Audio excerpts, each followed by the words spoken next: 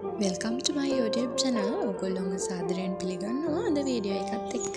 අද අපි වීඩියෝ එකත් එක්ක කතා කරන්න බලාපොරොත්තු වෙන්නේ ડિප්‍රෙෂන් ගැන. ડિප්‍රෙෂන් කියන්නේ මොකක්ද? ડિප්‍රෙෂන් කියන්නේ සෑඩ්නස් එකක් කියලා තමයි ගොඩක් අය කියන්නේ.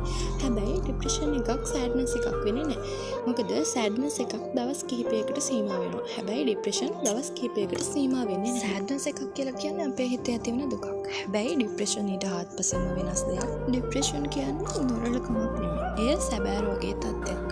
ඒකට උදව් ලබා ගන්න ආ සමාජය තුලදී ලැජ්ජා වෙන්න ඕනේ නැහැ. බිය වෙන්න ඕනේ නැහැ. ඔයා ඔයාගේ දුක තේරුම් ගන්න. කවුරු හරි එක කතා කරන්න.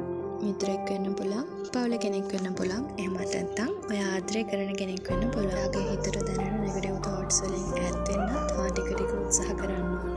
ඒ වගේම දවසට මිනිත්තු 10ක්වත් මනස නිදහස් කරන ක්‍රියාකාරකම් වල නිරත වෙන්න. අද දවසේ ඔයා යන ගමන අඳුරු වුණත් මෙතනින් පස්සේ හෙට ඉඳන් වගේ ජීවිතයේ ආලෝකමත් වෙලා වෙනස් වෙන්න පුළුවන්. ඔයා වැඩිකාරයෙක් නෙමෙයි.